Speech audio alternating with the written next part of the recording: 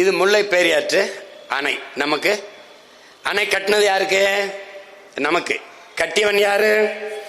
நம்முடைய பாட்டனார் சேதுபதி மன்னனுடைய அமைச்சராக இருந்த முத்துயிர்லப்ப பிள்ளை அவர் குதிரையில போயிட்டு இருக்கும்போது பாக்குறாரு, இங்க நீர் அதிகமா போகுது, இந்த நீரை தடுத்து இது பண்ணா பாசனத்துக்கு பயன்படுத்திட முடியும்னு பாக்குறாப்ல. ஆனா அதை அணை கட்டுறதுக்கு முன்னாடி நம்முடைய ஆட்சி முறிது வெள்ளக்காரன் வந்துடுறான்.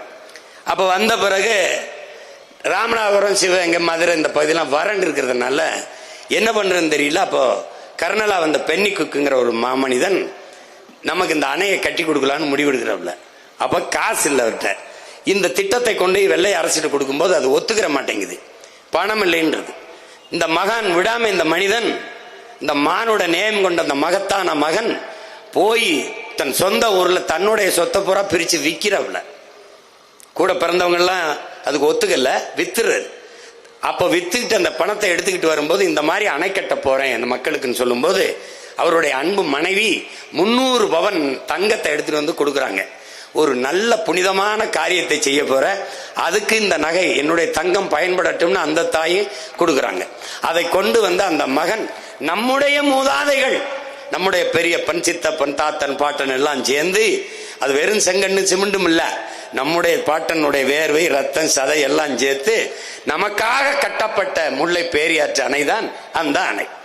அந்த எல்லை பிரிப்பிலே நம்முடைய தாத்தா காமராஜ் அவர்கள் இருக்கிற போது, நேரு அவர்கள் பிரதமராக இருக்கும் போது, அவர்கிட்ட உதவியாளர் அந்த கிருஷ்ண மேனன்கிறவரு, இதை எப்படியாவது இந்த முல்லை பெரியாற்று அணை, இந்த இடுக்கி மாவட்டத்தை, தேவிகுளம், பீர்மேடு இருக்கிற அந்த பகுதியை தன்னுடைய மாநிலத்துக்கு கொண்டு போகணும்னு நேருகிட்ட பேசிக்கிட்டே இருக்க. அதை நம்முடைய தாத்தா ஒத்துக்கல. யாரு சொன்னால் காமராஜ் மறுக்க மாட்டார் என்று தெரிஞ்சு நேரு வச்சு சொல்ல வச்சிருக்காங்க.